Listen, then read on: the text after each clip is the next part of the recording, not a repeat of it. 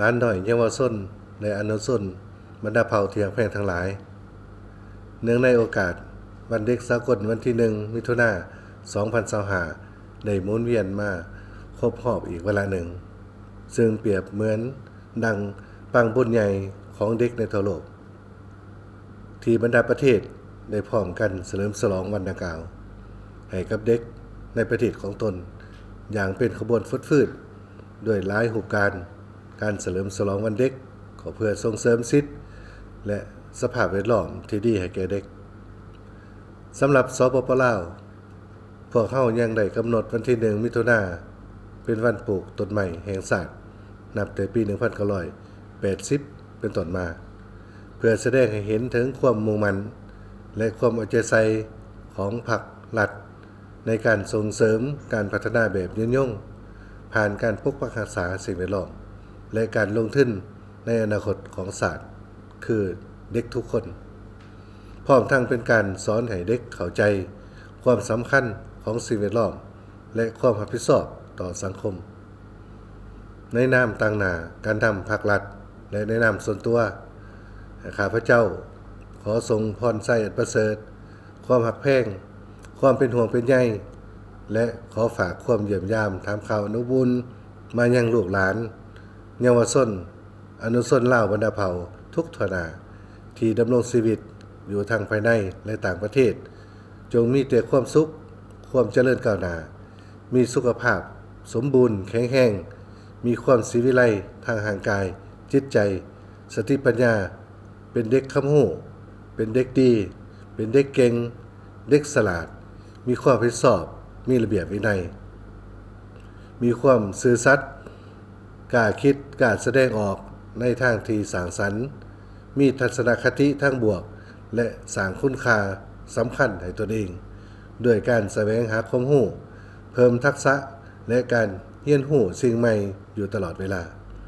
มีอนาคตที่สดใสยืนยงก้าวทันการเปลี่ยนแปลงของยุคสมัยในโลกและร่วมกันเฉลิมฉลองวันเด็กสากลวันที่1มิถุนายน2025อย่างเบิกบานมวลซืนและเป็นขบวนฟืดๆภายใต้คำขวัญที่ว่าสร้างความเข้มแข็งให้เด็กทุกคนสิทธิเท่าเทียมกันอนาคตที่ปลอดภัยวันเด็กสากลวันที่1มิถุนายนได้เริ่มต้นขึ้นปี1925ในกองประชุมโลกภายใต้หัวข้อเพื่อความอยู่ดีกินดีของเด็กซึ่งจัดขึ้นที่นครเจนีวาประเทศสวิตเซอร์แลนด์จุดประสงค์เพื่อส่งเสริมสิทธิเด็กและคุ้มครองความปลอดภัยของเด็กต่อมาในปี1950วันที่1มิถุนายนได้ถือกำหนดให้เป็นวันเด็กสากลซึ่งหลายประเทศได้มีการจัดตั้งเฉลิมฉลองวันดังกล่าวเพื่อแสดงถึงความเอาใจใส่ต่อสิทธิของเด็กการมีส่วนร่วมการสร้างความเข้มแข็งและความเป็นอยู่ที่ดีให้เด็กเปิดโอกาสและสนับสนุนให้เด็กได้มีโอกาสแสดงพรสวรรค์ทาแห่งบ่มซ่อนขีดความสามารถและการรับฟังเสียงของเด็กอีกด้วยการเฉลิมฉลองวันดังกล่าวยังเป็นการโฆษณาปลูกจิตสำนึกให้ครอบครัวบุคคลสำคัญและสังคมรับรู้ได้ทัศนะแนวความคิดและปัญหาที่เป็นผลกระทบต่อเด็กทั้งเป็นการเตือนอีกครั้งหนึ่งถึงความสำคัญของการลงทุนใส่เด็กการสร้างสภาพแวดล้อมที่เป็นมิตรและการสร้างความเข้มแข็งให้เด็กทางด้านการศึกษาการรักษาสุขภาพโภชนาการสุขอนามัยข้อมูลข่าวสารและการปกป้องเด็กจากทุกรูปแบบของความรุนแรงการกระทำสิ่งละมกอนาจารต่อเด็กการล่วงละเมิดการขูดรีดทางเพศผ่านสื่อออนไลน์และการกระทำอื่นๆที่ส่งผลกระทบต่อเด็กในทางตรงและทางอ้อมเพื่อรับประกันให้เด็กทุกคนมีอนาคตสดใสมีชีวิตที่มีคุณภาพและมีคุณค่าต่อสังคมและประเทศชาติในสุดปีผ่านมาพรรคและรัฐบาลแห่งสปป.ลาวได้เอาใจใส่ให้ความสำคัญการปกป้องสิทธิและผลประโยชน์ของเด็กอย่างรอบด้านด้วยการวางนโยบายและออกกฎหมายจำนวนหนึ่งเพื่อเป็นเครื่องมือปกป้องเด็ก อย่างเต็มส่วนโดยเฉพาะได้กำหนดห้ามการลงโทษทางร่างกายด้วยการเขียนตีเขาในกฎหมายว่าโดยการปกป้องสิทธิและผลประโยชน์ของเด็กซึ่งถือเป็นประเทศลำดับที่66ของโลก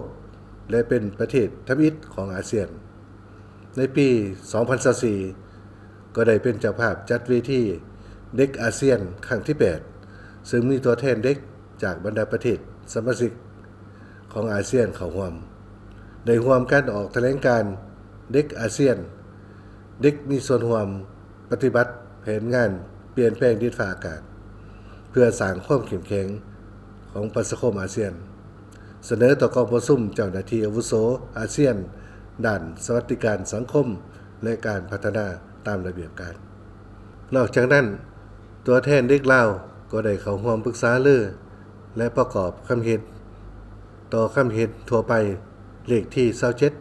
เกี่ยวกับสิทธิของเด็กการเข้าถึงกระบวนการยุติธรรมและการแก้ไขที่มีประสิทธิผลตัวแทนของเด็กลาวยังได้เข้าร่วมค้นคว้าปรึกษารือประกอบความคิดความเห็นเกี่ยวกับการทบทวนท้ายสมัยการจัดตั้งปฏิบัติแผนปฏิบัติงานระดับภาคพื้นอาเซียนเพื่อลดล้างการใส่ข้อมูลแห้งต่อเด็กและห่างแผนระยะ 2026-2035 พร้อมทั้งได้คัดเลือกเอาตัวแทนเด็กลาวจำนวน3น้องเข้าร่วมกองประชุมปรึกษารือการสร้างห่างแผนปฏิบัติงานระดับภาคพื้นอาเซียนเพื่อลดล้างความรุนแรงต่อเด็กร่วมกับบรรดาตัวแทนเด็กประเทศสมาชิกอาเซียนเคียงคู่ผลสำเร็จและความเอาใจใส่อย่างต่างหน้าของพรรครัฐบาลแห่งสปป.ลาวในการส่งเสริมสิทธิเด็กและสภาพความเป็นอยู่ที่ดีของเด็กรวมทั้งการมีส่วนร่วมของเด็กดังกล่าวมานั้นพวกเขาเห็นว่าบรรดาลูกหลานเยาวชนอนุชนลาวทั้งหลายยังประเสริฐหน้ากับสิ่งท้าทายและผลกระทบหลายด้านเป็นต้นความทุกข์ยากของเด็กการใส่ข้อมูลแห้งต่อเด็กการขูดรีดการแสวงหาผลประโยชน์การใส่ให้งานเด็กการฆ่าประเวณีเด็กความปลอดภัยทางอินเทอร์เน็ตการใส่สื่อสังคมออนไลน์การออกโรงเรียนการแต่งดองแต่อายุยังน้อยการแต่งดองแอบแฝงการเปลี่ยนแปลงดินฟ้าอากาศและภัยพิบัติปัญหาภัยสังคมและปัญหายาเสพติดนอกจากนี้การร่วมมือสนับสนุนและการช่วยเหลือจากครูร่วมพัฒนาและองค์การจัดตั้งสากลด้านเทคนิควิชาการและงบประมาณก็มีท่าเอียงลดลงเพื่อรับประกันการพัฒนาส่งเสริมและปกป้องสิทธิเด็กในด้านต่างๆในนามต่างหน้ารัฐบาลแห่งสปป.ลาวขอยืนยันว่าจะสืบต่อเอาใจใส่ส่งเสริมและพัฒนาเด็กลาวในทุกด้านเพื่อให้เด็กลาวกลายเป็นเด็กที่มีความรู้มีความสามารถมีสุขภาพแข็งแรงเป็นอนาคตที่สดใสของชาติด้วยการร่วมมือกับองค์การจัดตั้งขันศูนย์กลางและท้องถิ่นคณะกรรมการเพื่อความก้าวหน้าของแม่หญิงแม่และเด็กทุกขันองค์การในรัฐศาสตร์องค์การจัดตั้งมหาชนภาคเอกชนครูร่วมพัฒนาองค์การจัดตั้งสากลและองค์การจัดตั้งทางสังคมตลอดฮอดพ่อแม่ประชาชนทั่วประเทศเพื่อยกสูงความสำคัญของเด็กโดยการสร้างโอกาสสร้างสภาพแวดล้อมที่อบอุ่นปลอดภัยสร้างอนาคตและสร้างความเข้มแข็งให้แก่เด็กทุกคนเพื่อรับประกันว่าสิทธิทั้งหมดของเด็กได้รับการปกป้องคุ้มครองความเป็นอยู่ดีให้ความสำคัญและรับฟังเสียงของเขาเจ้าเนื่องในโอกาสวันเด็กสากลวันที่1มิถุนายน2025นี้ขอให้พวกลูกหลานอนุชนเยาวชนและเด็กลาวบรรดาเผ่าทุกทนาจงมีแต่ความผาสุกมีเสียงยิ้มหัวเป็นที่ฮักแพงและหนอแหนงทื่นฮ้อนอันประเสริฐล้ำค่าของครอบครัวสังคมและอนาคตอันสดใสของศาสตร์ขอให้พ่อในการเฉลิมฉลองวันเด็กสากลปีนี้มีขบวนการฟดฟื้นและประสบผลสำเร็จอย่างจบงามขอขอบใจ